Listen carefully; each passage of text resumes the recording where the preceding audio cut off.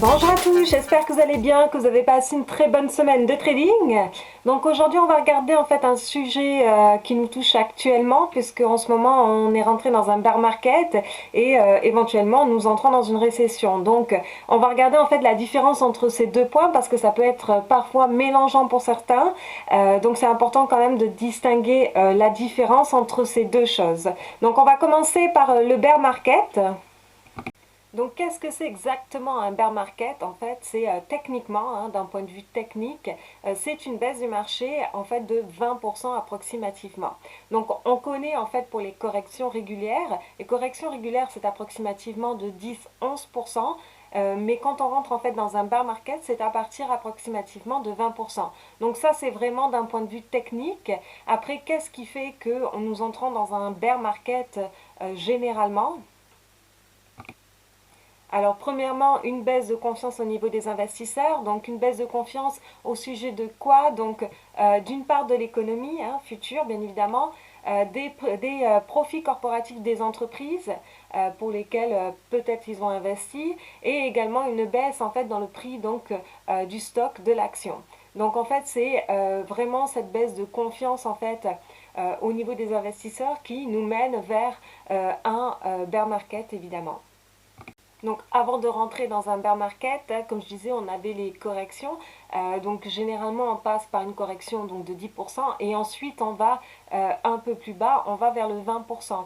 Donc c'est vrai qu'à partir de tout en haut, généralement quand on est en train d'atteindre des niveaux très hauts sur les marchés, généralement c'est plus un excès de confiance au niveau des investisseurs. Mais quand on commence à baisser justement, qu'on atteint 20% de correction, là vraiment on rentre en fait dans une autre sorte de sentiment qui est donc une baisse de confiance des investisseurs.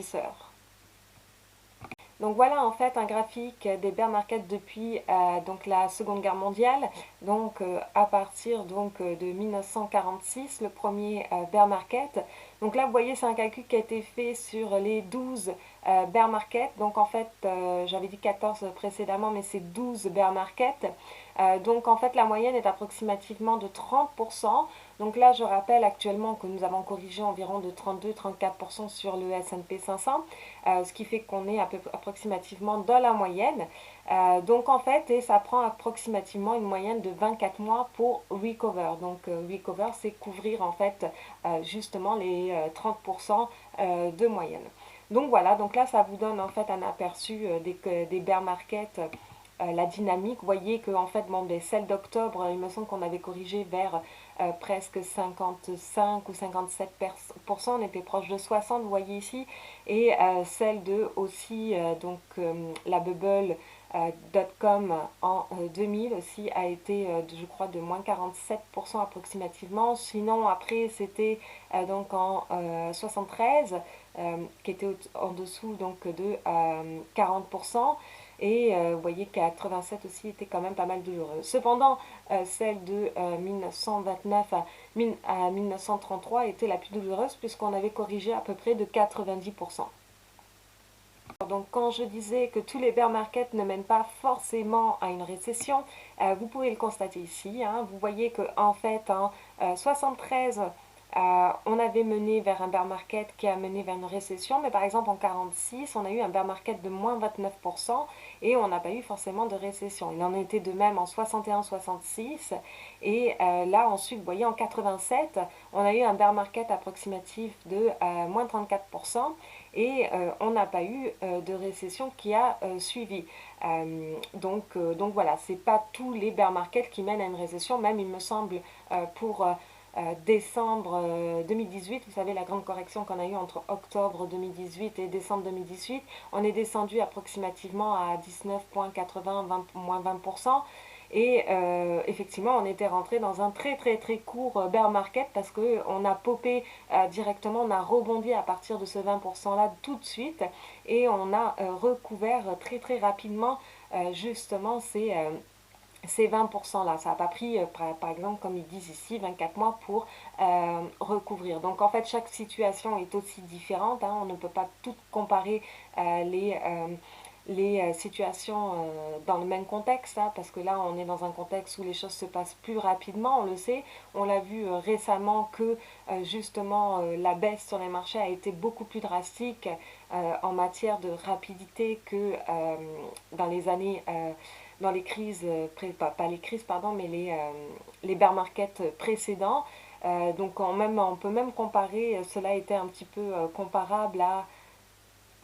Donc là, vous voyez, par exemple, on a fait une petite comparaison, en fait, on n'a pas fait une comparaison, mais là, c'est pour vous montrer, en fait, au niveau du dos, entre 1929 et 1933, vous pouvez voir qu'on a eu une chute quand même assez drastique, ensuite on a eu un premier rebond, une baisse de nouveau, une stabilisation ici, et puis ensuite on est parti vraiment dans un bear market qui a duré quand même jusqu'à, vous pouvez constater ici, jusqu'à 1933, donc à peu près 3-4 ans.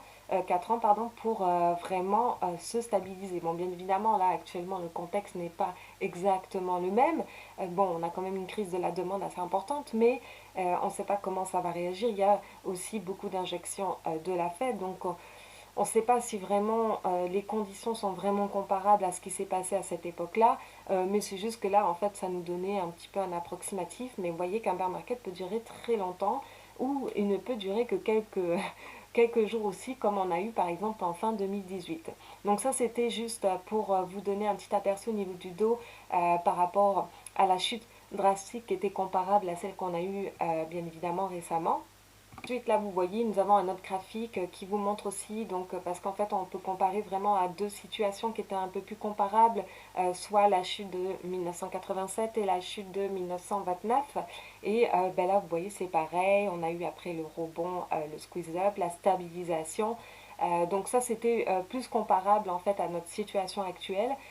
Cependant, on ne sait pas, vous voyez ici, exactement, ça a stabilisé après, comme en 1929. Donc là, on ne sait pas vraiment qu'est-ce que ça va faire exactement. Est-ce qu'on a fini vraiment de pricer? Est-ce qu'on a vraiment atteint le bottom? Ou est-ce que le pire est arrivé? Donc on ne sait pas vraiment. Là actuellement c'est un petit peu confus, sachant que le nombre par exemple au niveau des États-Unis, on voit que le nombre de cas est en train de monter, mais on est encore loin du pic, donc on ne sait pas vraiment si en fait on a déjà pricé vraiment le pire ou si le pire est à venir. Donc c'est pour ça, et puis on ne sait pas l'impact. Là, ce qui est probablement fait, c'est qu'on a pricé certainement le premier trimestre, mais on ne sait pas vraiment qu'est-ce qui va se passer, vraiment les résultats au prochain trimestre et au T2, T3. Bon, il y a des pronostics, il y a des estimations. Donc, par exemple, il me semble que Goldman Sachs avait fait des estimations au deuxième trimestre à moins 24%. Mais est-ce que ces chiffres sont bons ou pas?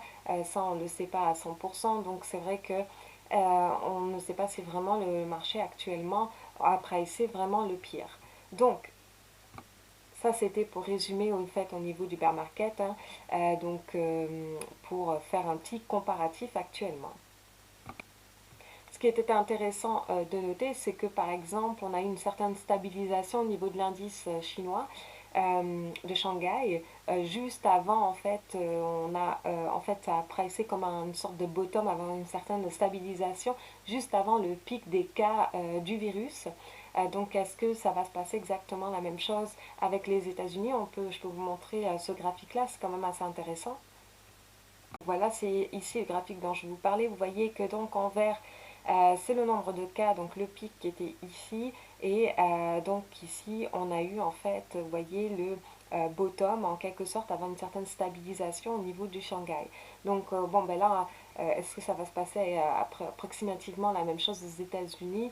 Je pense que quand on aura vraiment comment dire, le, un approximatif beaucoup plus concret au niveau de l'évolution du virus aux États-Unis, je pense que le marché aura bien évidemment pricé tout cela, mais en attendant, c'est vrai qu'on est encore un petit peu dans l'incertitude.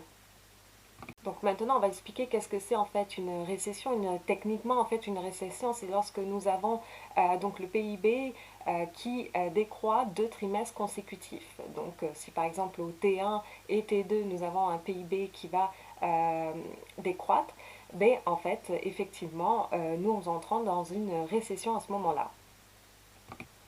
Donc ensuite, qu'est-ce qui mène généralement donc vers une récession, hein? Il y a une baisse donc évidemment en, dans le bear market, nous avons déjà une baisse de confiance des investisseurs, donc peut-être qu'il y a aussi un élément qui fait que il va y avoir moins de consommation, donc une baisse de la consommation. Ensuite, il y a une baisse de la productivité, donc des chiffres aussi, une hausse du chômage. Et bien évidemment, par la suite, on peut avoir donc une hausse effectivement des taux d'intérêt qui peut aussi peut-être mener dans une crise financière s'il y a des défauts de crédit par exemple.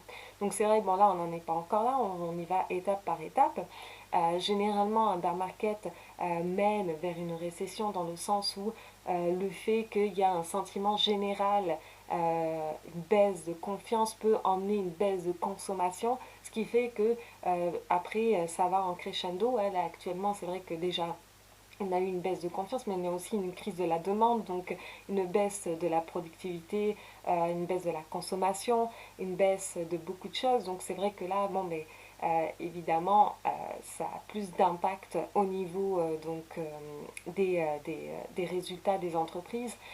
Donc effectivement, hein, il y a plus de probabilité de rentrer dans une récession avec tout ça. Donc même on a vu au niveau des chiffres du chômage dernièrement, avec le confinement, le lockdown aux États-Unis qui a commencé, plus de 3 millions se sont inscrits donc au chômage. Bon, ben, voilà, on arrive bien évidemment dans tous ces éléments-là. Donc voilà, donc ça c'était pour vous faire en fait techniquement vous donner un approximatif de qu'est-ce que c'est la différence que c'est entre les deux éléments. Et parce que des fois ça peut être vraiment quelque chose de confus. Donc au moins ça vous donne une clarification à travers cela. Donc voilà, j'espère que la vidéo vous aura plu. Si vous avez aimé, n'hésitez pas à mettre un like. Et ben sinon, si vous n'êtes pas aussi abonné à ma chaîne YouTube, à vous abonner. Et nous, on se retrouve donc la semaine prochaine.